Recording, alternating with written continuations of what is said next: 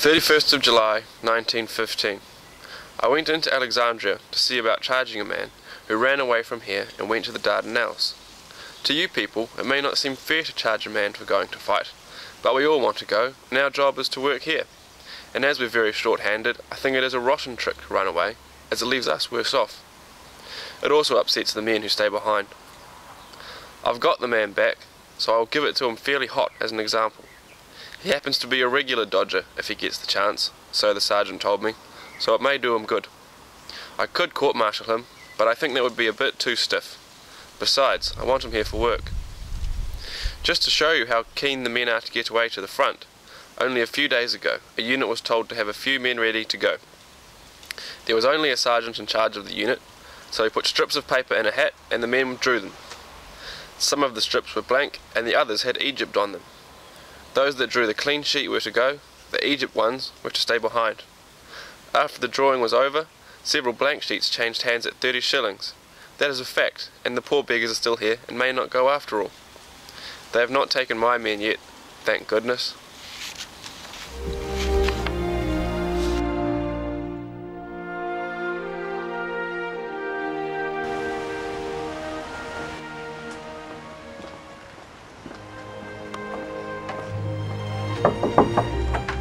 I'm just here to ask you if you could read a little bit out of Grandad's diary for the video.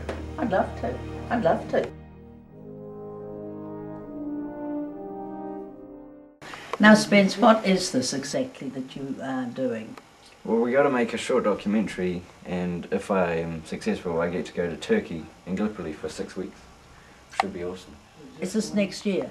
Yes, in April, right?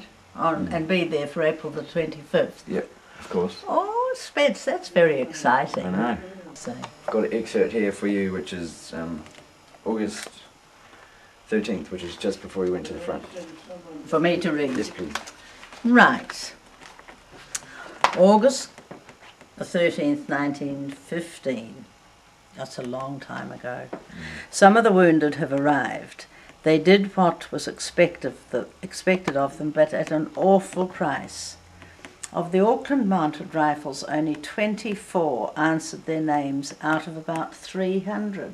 That's terrible. The only officers left are D. Harold, Hayata and Coburn.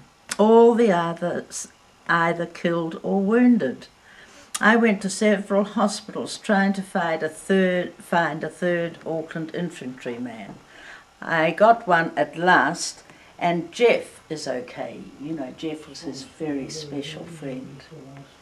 Now on the 14th of August, when I was in town yesterday, I hear that some officers only got 2 hours' notice to embark, so I got in a great state, as I had been over 3 hours out of camp and the boat had already sailed. But when I got back, I found that no message had been left. But I see it is not safe to leave camp for long. I do hate being fooled about. Lately I have sent 2 messages or reports and 2 telegrams to the Colonel at Zetoun, and he has not had the decency to acknowledge any of them. I will send him an empty stamped envelope with my name and address on it if he does not look out. Now that is so like Dad. He did like people to do the right thing. Now on August the 15th, at last I've got orders to join the boat tomorrow morning. I got word at 11:40 a.m. I've been to church and on my way back called in and had dinner with Rob. Rob was another of his very, very special friends. There is rumour going about that a ship, Royal Eden, has been torpedoed near Lemnos. Some say that she was a cruiser and other a transport with 3,000 troops on board. I hope they don't send us to the bottom of the sea. That would be very uninteresting. Spence. I mean, one is so helpless and can do nothing. There is very little chance of that. This is the end of my diaries, but I will try and keep some notes as to what happens. I'm afraid they have been very uninteresting lately, but I hope some of us will have profited by my excellent spelling. It is hard to beat, isn't it? I'm looking forward to meeting Jeff. We may be close together. Au revoir, Bill. You know, that sounds just so like Dad. It does.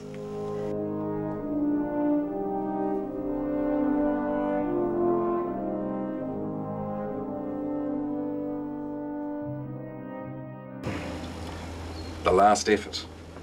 The objective was again Hill 60, and for the attack only 1,100 men were available. It was the last forlorn hope, probably the most forlorn of all. Such was the condition of the sick and wasted battalions that their strength was gauged solely by numbers, not by units. For example, the New Zealand Mounted Rifles Brigade could only muster 300 men, and all of the survivors of the previous 3 weeks were sick men. It was a sad but glorious spectacle to see the chosen of the various battered brigades moving into position. If ever there is a singer who would compose an epic, let him choose as his subject the last effort of the Anzacs and their brethren at Anzac.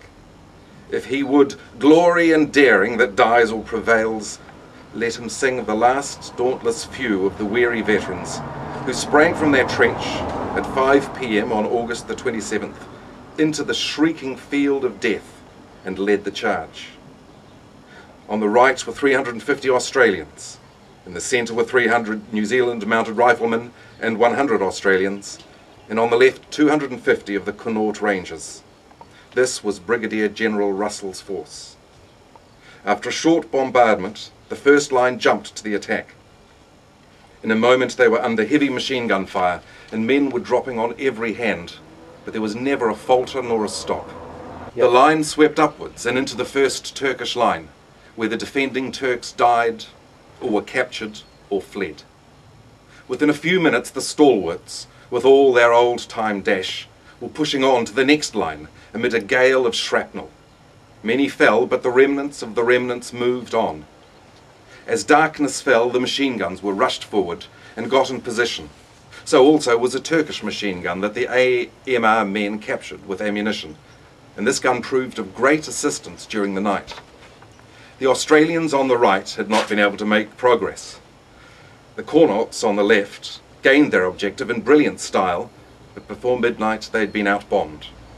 Thus only the 150 yards taken by the New Zealand Mounted Rifles was held.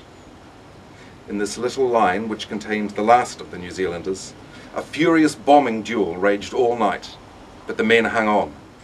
In his dispatches, Sir Ian Hamilton said, "Luckily, the New Zealand Mounted Rifles refused to recognise that they were worsted.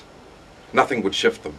All that night, and all the next day, through bombing, bayonet charges, musketry, shrapnel and heavy shells, they hung on to their 150 yards of trench." At 1 o'clock the next night, the 10th Light Horse attacked the lost northern communication trenches on the left, and gained and held them. The hold on this part of the crest might have been a tremendous lever had another attempt been made to drive through to the Narrows, but that attempt was never made. Instead, Sir Ian Hamilton was recalled, and eventually the evacuation was ordered.